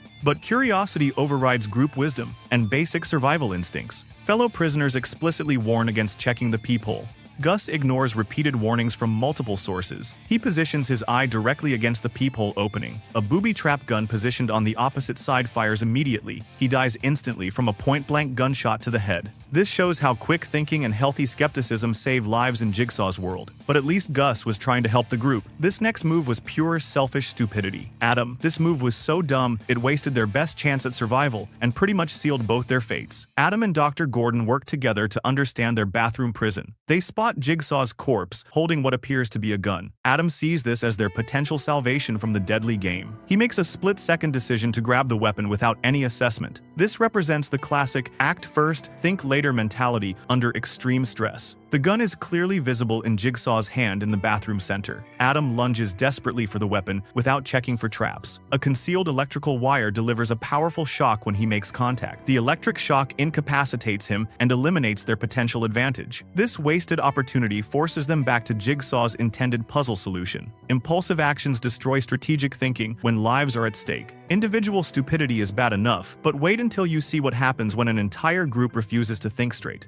Bad team. The house inmates receive repeated messages from Jigsaw, emphasizing teamwork. Instructions consistently stress that cooperation is the key to survival. The group has multiple opportunities to share information and resources. Every Jigsaw message reinforces the same theme: work together or die alone. They have all the guidance they need but choose to ignore it. Jigsaw's tapes repeatedly state work as a team. Instead of cooperating, the group dissolves into arguments and backstabbing. Members withhold crucial information that could save everyone. Paranoia and self-interest lead to a series of preventable deaths. They only discover the teamwork solution after most people are already dead. Survival instincts paradoxically overpower actual survival strategy. But those people were civilians in over their heads. This next guy was a trained officer who should have known better. Rig. This hero complex backfired in the most ironic way possible. Every person he tried to save died because of him. SWAT officer Daniel Rigg is obsessed with saving everyone he encounters. He receives explicit, repeated instructions to wait and not intervene. Warnings come from multiple sources who understand the stakes. Rigg believes his training and good intentions can override Jigsaw's rules. This is a classic hero complex meets systematic psychological manipulation. Clear instructions tell Rigg to wait and not try to intervene. He ignores warnings and races from trap to trap, attempting rescues. Each intervention inadvertently triggers deadly contraptions. His actions ensure the deaths of nearly every person he intended to save. Good intentions become the mechanism of destruction. This proves that even good intentions become disastrous when patience is abandoned. At least Rigg was trying to save lives. This next guy's emotional baggage literally cost people theirs.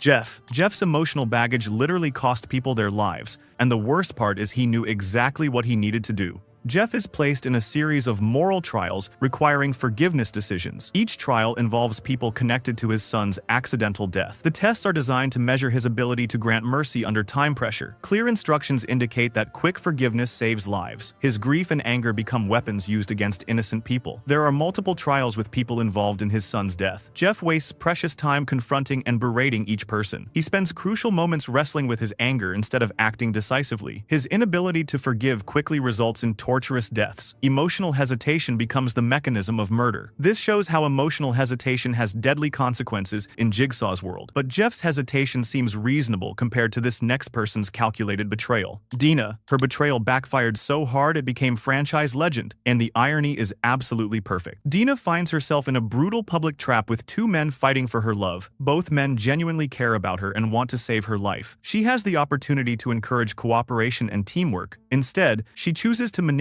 both men against each other for personal advantage. The public trap forces two men to compete while saw blades approach. Dina convinces both men to turn on each other rather than work together. Her manipulation initially seems to work as they fight, but the men realize her betrayal and decide to team up against her instead. They allow her to be killed while they both survive. Self-interested betrayal creates cruel, ironic consequences. At least Dina made a calculated choice. USEA. This next guy just completely panicked. Paul's death proves that sometimes the answer is literally spelled out for you, and people still get it wrong. Paul previously survived one of Jigsaw's philosophical games. He should understand how Jigsaw's mind works and trust his instructions. He faces a new trial where the escape route is clearly marked and labeled. He has the advantage of experience that should guide better decision-making. Clear signage provides unambiguous direction for survival. The escape route is clearly marked with proper signage. Paul ignores warnings and chooses the path labeled "No Exit." The sign literally tells him this path leads to death. Panic and pain override his previous learning experience. The "no exit" path predictably leads to a deadlier trap. This shows how panic makes people ignore even the most obvious clues. It proves that previous experience means nothing without clear thinking. It demonstrates that impatience creates avoidable self-destruction. But Paul was at least alone with his bad choice. This next person's murder affected everyone. Amanda kills Lynn. This murder triggered a chain reaction that destroyed everything Jigsaw built, and it was completely unnecessary. Amanda is positioned as Jigsaw's protege and successor. She's tasked with overseeing Lynn's surgery to keep Jigsaw alive. She has clear instructions about her role and responsibilities. She's supposed to follow Jigsaw's moral code, cherish your life, but her jealousy and insecurity override her training and purpose. Amanda murders Lynn without waiting to learn the test outcome. The killing is driven by jealousy, insecurity, and distrust of Lynn's motives. This violates the fundamental Jigsaw principle about cherishing life. The murder triggers a disastrous chain of deaths, including Amanda's own. This action reverberates through the remaining sequel storylines. Impulsive murder violates the core philosophy Amanda claimed to follow. Amanda thought she understood Jigsaw's rules. FBI. This FBI agent thought he was smarter than them. Strom ignores the tape. This FBI agent's pride literally crushed him to death. DZ1. And the warning was sitting right there the whole time. FBI agent Strom reaches the climax of his pursuit of the new Jigsaw killer. He discovers a tape recording left specifically for his own good. He's seen enough Jigsaw games to know tapes contain crucial survival information, but his professional pride and distrust override established patterns. He believes he's smarter than Jigsaw's psychological manipulation. The tape is explicitly left for Strom's safety and survival. Strom assumes the tape is a trap meant for his adversary, not a genuine warning. He ignores Jigsaw's established precedent of providing survival clues. He walks directly into a literal death trap with closing walls. He gets crushed alive while the tape's advice could have saved him. Arrogance clouds judgment when ignoring even obvious clues. Individual arrogance is deadly, but group stupidity can be even worse. Victims don't work together. They literally could have all survived if they just talked to each other for 5 minutes. 5 people wake up chained to an interconnected trap system. Instructions cryptically but clearly state they all need to be saved. The trap design requires teamwork and communication for success. Each person has a piece of the puzzle that helps everyone survive. The solution becomes obvious only when cooperation replaces competition. Clear instructions indicate group survival is possible. Each member acts selfishly, plotting against others for personal safety. Their refusal to collaborate leads to multiple pointless deaths. Only the final survivors realize that teamwork was always the solution. The games could have been beaten easily with basic communication. Stubbornness and lack of communication create the greatest collective failure. But those people were panicking. This next guy made his choice while completely calm. Hoffman into glass coffin. The irony of this next one is absolutely perfect. HTMZ. He literally saved his enemy's life while killing himself. Detective Strom is obsessed with catching and exposing Hoffman. He finds a suspicious glass coffin in a trap room with a recorded warning. The tape recording warns him to "trust me and you will survive." His distrust of everything Jigsaw-related overrides survival instincts. He sees the coffin as a weapon to use against Hoffman rather than protection for himself. The glass coffin is present with a tape warning to trust and survive. Strom forcibly shoves Hoffman into the coffin despite warnings. The coffin immediately lowers safely as the room's walls begin closing. The walls crush Strom to death, while Hoffman survives in protection. His refusal to trust the explicit clue leads to ironic role reversal. Refusing to trust clear survival clues leads to ironic brutal death. At least Strom's mistake helped catch a killer. This next fraud got exactly what he deserved. Bobby Dagan lies. This fraud got exactly what he deserved in the worst possible way, and his wife paid the ultimate price. Bobby Dagan creates a fake account of surviving a Jigsaw trap. He uses this fabricated story to build fame, fortune, and a survivor support group. He becomes a celebrity speaker and author based on complete lies. He attracts faux survivors and media attention with fraudulent testimony. He builds his entire career and identity on deception about trauma. He creates a detailed false narrative about trap survival. A real copycat Jigsaw killer discovers the fraud and targets Bobby. He's forced through actual deadly traps designed to punish his dishonesty. He fails the final test because he lacks genuine survival experience. His wife dies in front of him as a consequence of his deception. His thirst for celebrity and fortune becomes a cautionary tale about hubris. Bobby's lies hurt his family, NET1, but this next guy's stubbornness destroyed everyone he loved. Ignoring forgiveness message. This guy's stubbornness cost him literally everything that mattered, including his wife's life. Jeff is placed in elaborate moral trials, testing his capacity for forgiveness. Each trap involves people connected to his son's accidental death. Clear hints throughout suggest that mercy and forgiveness save lives. He has multiple opportunities to choose compassion over revenge. His grief has transformed into anger that blinds him to moral lessons. The trials challenge Jeff to forgive the judge, drunk driver, and witnesses. He fails to show mercy despite clear moral guidance from the traps. He lets anger and desire for vengeance dictate every decision. Multiple deaths result from his inability to forgive and move forward. His wife Lynn dies as a direct consequence of his moral failures. Emotional vengeance proves as lethal as any mechanical trap. Jeff had time to think about his choices. This next guy had to act fast and chose wrong. Officer rushes into trap. Sometimes trying to help makes everything infinitely worse, and this is the perfect example. A police officer encounters the vicious scalper trap with an active victim. Natural heroic instincts drive him to attempt immediate rescue. He sees a person in distress and feels a moral obligation to intervene. He lacks understanding of trap mechanics and Jigsaw's psychological games. Good intentions and police training combine into deadly overconfidence. The officer finds the scalper trap in progress. He acts impulsively without assessing the trap mechanism or waiting for backup. His intervention triggers additional mechanisms that escalate the situation. The rescue attempt leads to further harm rather than salvation. Haste and lack of forethought doom both officer and victim. This proves that haste and lack of forethought can doom even well-intentioned people. That officer at least tried to save someone else. His next decision was pure self-preservation observation gone wrong. Dr. Gordon saws off his foot. This iconic moment was actually completely unnecessary, and the reveals that came later prove it. Dr. Lawrence Gordon faces a ticking clock with his family held hostage. He believes sawing off his foot is the only way to escape his shackles and save his family. He makes a desperate decision under extreme time pressure and emotional duress. This iconic scene represents the ultimate sacrifice for family survival. The decision is made without full information about available alternatives. He uses a hacksaw to cut through his foot at the ankle to escape the bathroom. Extreme self-mutilation is driven by the belief that his family will die otherwise. Later franchise reveals suggest other solutions might have existed. Panic and time pressure eliminate consideration of alternatives.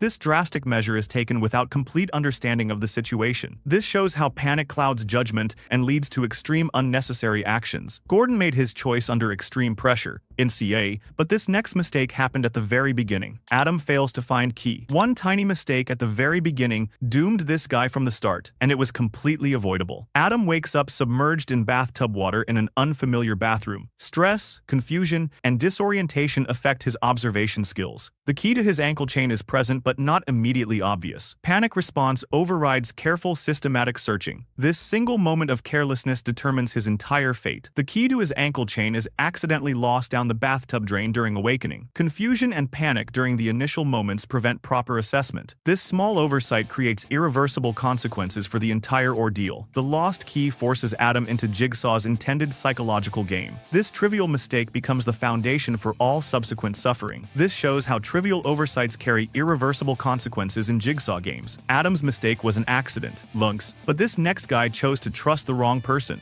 Zepp trusts Jigsaw. This guy trusted the wrong person and paid the ultimate price, even though the red flags were everywhere. Zepp Hindle is manipulated into believing he needs to follow Jigsaw's orders. He's convinced that compliance will cure him of his condition. He sees Jigsaw as a savior rather than a manipulator and torturer. He believes promises despite obvious moral contradictions. Blind faith in a clear villain overrides basic moral judgment. He's manipulated into participating in crimes against the Gordon family. He follows murderous orders, believing he'll be cured in return. He trusts Jigsaw's promises despite the obvious evil nature of the requests. He gets betrayed and executed once his role is completed. Misplaced trust in a villain leads to predictable abandonment. This shows how blind trust in clear villains leads to predictable punishment. Zepp was manipulated by a master, ADM, but these next cops should have known better. Ignoring autopsy clues.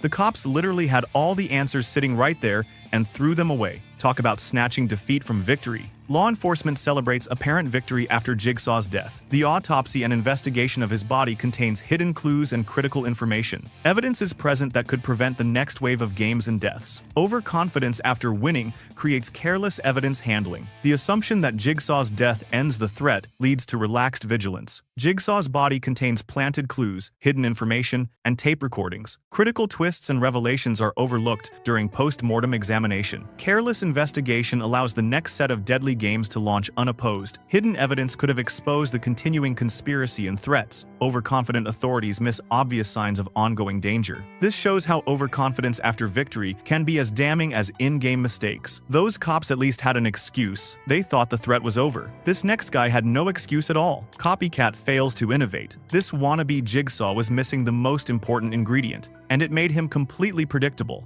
A new antagonist attempts to continue John Kramer's legacy through imitation. He copies Jigsaw's methods without understanding the underlying philosophy. He lacks originality, creativity, and the twisted moral framework of the original. He tries to replicate success through surface-level copying. He's missing the psychological depth that made Jigsaw effective. He creates traps that copy Jigsaw's style but lack innovation. The lessons and moral tests lack nuance and philosophical depth. Predictable methods make the copycat easier to catch and stop. He lacks understanding of why the original methods were psychologically effective. Surface imitation without core understanding leads to downfall. This shows how copying without understanding core principles leads to failure. But even a failed copycat is nothing compared to the decision that started this whole nightmare. And that brings us to the #1 dumbest decision that created every single death in this franchise: John Kramer's transformation. And the #1 dumbest decision that started this entire nightmare: the choice that created every single death we've talked about. John Kramer receives a cancer diagnosis and faces his own mortality. He makes a suicide attempt that fails, giving him a new perspective on life. Instead of seeking therapy, support, or healthy coping mechanisms, he chooses something else entirely. He chooses to transform his personal suffering into systematic torture of others. This is the origin decision that creates the entire franchise mythology and death count. His failed suicide attempt becomes a transformative experience for Kramer. He decides that his near-death experience gives him authority to test others. He creates a systematic torture program disguised as moral philosophy. He takes his personal suffering and amplifies it into widespread cruelty. This single decision fuels every subsequent disaster in the Saw universe. This is the most catastrophic and influential decision in the entire franchise. Murray Rothbart. Murray completely abandoned the one guy who could save everyone, and it literally got him killed. Murray is tasked with translating for Alexei, the Russian scientist with vital information about stopping the Mind Flayer. He knows Russian assassins are actively hunting Alexei down. The carnival should be a safe public space, but only if someone stays with Alexei to protect him. Murray understands the stakes. This guy is their only hope of understanding the Russian operation. Murray spots carnival games and decides he needs a break from babysitting duty. He leaves Alexei completely alone to go win stuffed animals like some teenager on a first date. Russian operatives are literally scanning the crowd for Alexei while Murray plays ring toss. Grigori finds Alexei within minutes of Murray leaving. Alexei gets stabbed to death while Murray is 20 feet away, getting corn dogs. This decision destroys their only source of intel and forces the team to figure everything out the hard way. At least Murray was just being lazy. This next group dragged a literal child into a war zone. Steve, Dustin, and Robin. These three adults thought it was totally fine to use a 10-year-old as a spy, and the trauma they caused was completely avoidable. The trio discovers the Russian base underneath Starcourt Mall. They need someone small enough to crawl through the air ducts to turn off the security system. Erica Sinclair happens to be nearby and fits the size requirements. They convince her it's just a fun adventure, like some kind of game. They know it's dangerous, but decide a child's safety is worth the risk. You don't know if you can fit? Oh, I can fit. I just don't know if I want to. Erica gets trapped in the Russian facility and witnesses horrific experiments. She sees people getting tortured and dissolved by chemicals. Russian soldiers hunt her through corridors while she's literally just a kid trying to get home. The adults put her in a position where she could have been killed, captured, or worse. She experiences trauma that will probably affect her for years. This shows how desperation makes adults justify putting kids in deadly situations. But those people were trying to save the world. This next guy made the worst possible choice while trying to stay hidden. Hopper needed to stay invisible, so naturally, he stole the most obvious car in all of Indiana. Hopper discovers the Russian conspiracy and knows operatives are hunting him down. He needs to move quickly without being detected by enemy agents. Staying under the radar is literally a matter of life and death. He has to get across town while every Russian in Hawkins is looking for him. The smart play is to find a car that can help him blend in. He spots a bright yellow Cadillac convertible parked in broad daylight. He steals this car instead of literally any other vehicle on the street. The car is so loud and flashy, it might as well have neon signs saying, "Hopper is here." Every person in Hawkins can hear this thing coming from 3 blocks away, and with that, the Russian agents spot him immediately. This proves that panic makes people choose the exact opposite of what they should do. At least Hopper's mistake only affected him, but he made a terrible mistake once again. He thought isolation would solve everything. Hopper locked 11 away from the world for months, and it went wrong in the most predictable way possible. Hopper adopts 11 and wants to keep her safe from government agents. He decides the best protection is complete isolation in a remote cabin. He thinks keeping her hidden will let her have a normal life eventually. He sets strict rules about never leaving the cabin or contacting her friends. Because he believes this temporary sacrifice will pay off in the long run, 11 becomes frustrated, angry, and rebellious after months of isolation. You have got to understand that there are consequences to your actions. You are like Papa! 11's social skills deteriorate, and she becomes more unstable. Her isolation makes her desperate for connection, which leads to bigger problems later. This is the exact explanation why overprotection creates the problems you're trying to prevent. And speaking of relationship problems, this next lie completely destroyed trust between two people who needed each other. Mike Wheeler. Mike told one stupid lie that ruined his relationship with 11, and the excuse he used was absolutely pathetic. Mike starts feeling overwhelmed by 11's constant need for attention and affection. He wants some space to hang out with his friends without hurting her feelings. He's not ready for such an intense relationship, but doesn't know how to communicate that properly without hurting her. He thinks a small lie will solve the problem without causing drama, but he underestimates how important honesty is to someone who's been lied to her entire life. Mike tells 11 his grandmother is sick and he can't see her for a while. We think she might die.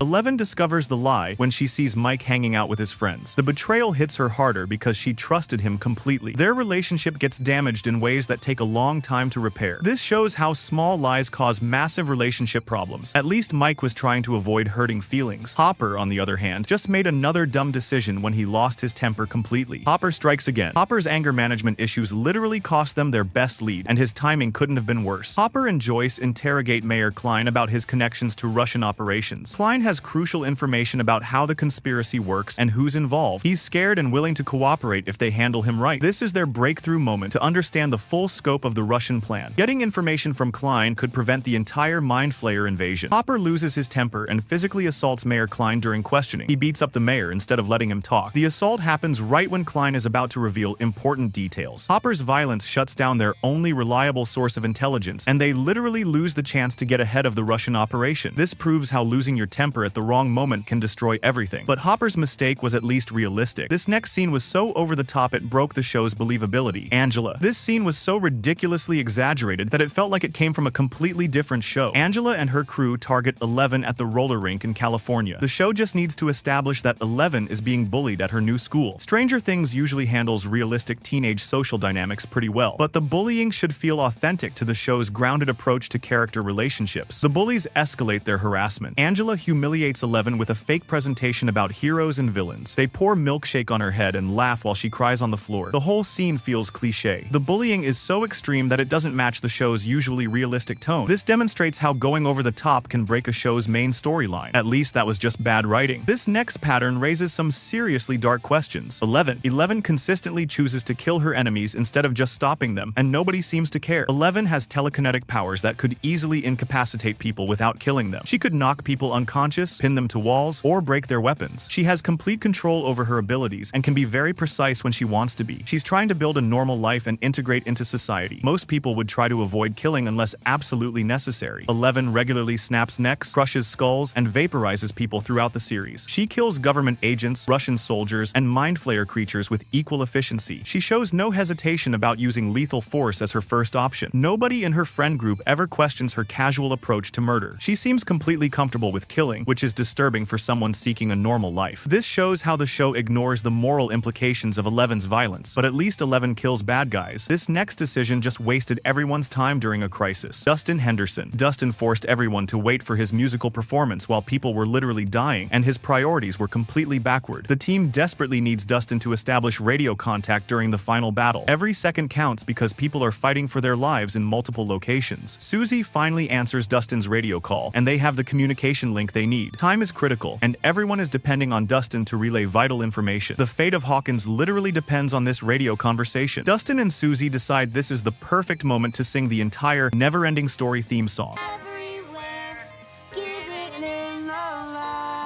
They perform a duet while their friends are in mortal danger. The singing delays critical communications by several minutes. People are dying while Dustin prioritizes his relationship over everyone's survival. His selfish action contributes to casualties that could have been prevented. This proves how selfishness at the wrong moment can cost lives. And speaking of timing, this next revelation completely ruined the impact of a major character death. Hopper, again. Season 4's explanation for Hopper's survival was so lazy it made the previous season feel pointless. Season 3 ends with Hopper apparently dying in an explosion to close the upside-down portal. His sacrifice is supposed to be the emotional climax of the entire season. Joyce closes the gate knowing it will likely kill Hopper, which creates genuine stakes. The audience grieves for Hopper and respects his heroic sacrifice. The emotional weight of his death drives the story forward. Season 4 reveals that Hopper simply got knocked unconscious and captured by Russians. He was never in real danger during the explosion scene. The Russians just happened to grab him at the perfect moment. Before the blast, this explanation undermines everything about the Season 3 finale, and the emotional impact gets completely erased by lazy writing. This shows how unnecessary plot twists can destroy previous story moments. But Hopper is a crowd favorite. This next decision, however, is very unlikable because it completely contradicts a character's core personality. Joyce Byers. Joyce's decision to close the gate, knowing it would kill Hopper, breaks every rule the show established about her character. Joyce spends the entire series refusing to give up on people she cares about. She never stops fighting for Will when everyone thinks he's dead. She searches relentlessly for Hopper when he goes missing. Her defining characteristic is that she never abandons abandons the people she loves. She'll take any risk and face any danger to save someone she cares about. Joyce chooses to close the upside-down portal despite knowing Hopper is still in the facility. She makes the decision to sacrifice him to save Hawkins, and this basically goes against everything we know about Joyce's character. The Joyce from previous seasons would never deliberately let someone die to save others. She would find a third option or die trying to save everyone. This represents the absolute dumbest decision because it violates the show's own character rules. And that brings us to the #1 dumbest decision that makes all these other mistakes look reasonable. The adults of Hawkins. The #1 dumbest decision is how every adult in Hawkins refuses to believe the kids about supernatural threats, creating every disaster in the series. The kids repeatedly try to warn adults about monsters, government conspiracies, and supernatural invasions. They have evidence, eyewitness accounts, and proof of what's happening. This is all theoretical.